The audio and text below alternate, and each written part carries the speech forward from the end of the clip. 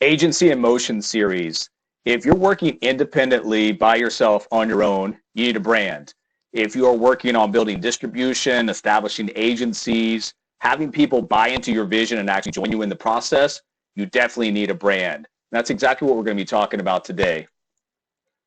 First thing we want to determine is your brand's target audience. This is the foundation for building your brand, and that's to determine your target audience that you'll actually be focusing on. You can't be everything to everyone, and if you try to do that, you're going to fail. When brand building, keep in mind who exactly you're trying to reach, and you're going to tailor your mission as well as your message to meet their exact needs. The key here is to get specific. Figure out detailed behaviors, lifestyles, potential problems that your clients, consumers, or potential prospects are having. You may come to realize in the process that your competitive advantage when branding your business is to narrow your audience focus. This can help to ensure that your brand message comes across crystal clear to the intended recipients. Next thing you want to do is establish a brand mission statement. You want to do this from the very beginning. Have you ever thought about your brand mission? In essence, you'll have to craft a clear expression of what your company is most passionate about. This is your why. This is the reason you get up every day and do what you do. Before you can build a brand that your target audience trusts and resonates with, you need to know what value your business actually provides. The mission statement basically defines a purpose for existing. It will inform the other prospects, the other sides, and it will help every other aspect of your brand building strategy. Everything from your logo to your tagline to your voice to your message to your personality should all reflect that mission. When people ask what you do, you should be able to answer them clearly and concisely by giving them your brand mission statement. Next thing is research brands within your industry niche. You should never ever imitate exactly what other brands are doing in your industry, whether big or small, but you should be aware of what they do well and also what they do not so well. Learn from both sides. The goal is to differentiate yourself from competition, convince a potential prospect or client to purchase from you over them.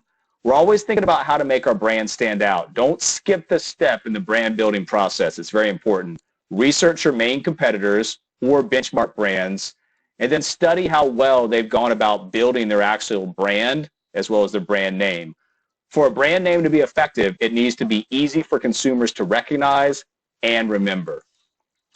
You've got to outline the key qualities and benefits your brand actually offers. There's always going to be brands in the marketplace and sectors that are in such a place with bigger budgets. They have more resources to command that sector or that industry.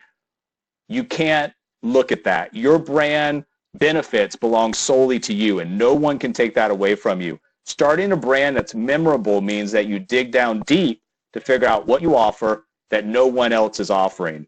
Focus on the qualities and benefits that make your company branding unique. Assuming that you know exactly who your target audience is, you've got to give them a reason to choose your brand over another. Create a brand logo and tagline. When you think about how to build a brand, visuals probably come to mind first. This step may be the one where you actually need help with the execution side, and that's okay.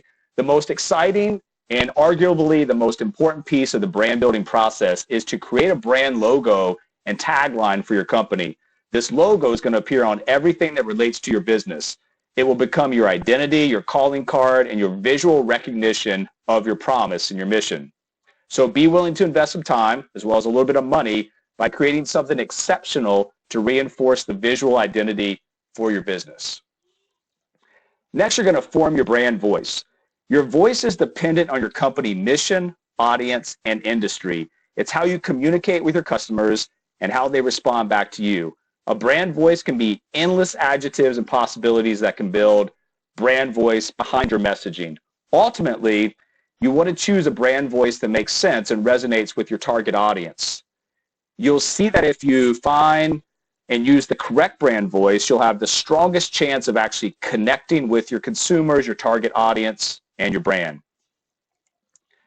Integrate your brand into every aspect of your business. The brand building process, it never actually stops. Your brand should be visible and reflected in everything so that your consumer, your customer can read, can see, and can hear. Anything tangible, from business cards to advertisements to packaging to products, anything that has a need for a stamp, have that as an opportunity to put your logo on there. On the digital platform side, ensure that your brand looks the same everywhere. Have it uniform. Use your brand style guide to create consistency with visuals such as color, logo, use, fonts, photography, etc. Keep it uniform. Your website is the most important tool for marketing your brand in the digital space. When you design your website, incorporate your voice, your message, your personality into the content. Profile pages for social media networks should be branded visually and with your choice for your voice for engagement. Stay true to your brand building. This is very important. Unless you decide to change your brand midway through because something is more effective based on measured consumer response, consistency is key. Once you've chosen a brand voice, use it in every piece of content that you create. When building your brand, what's it going to be worth if it's not consistent?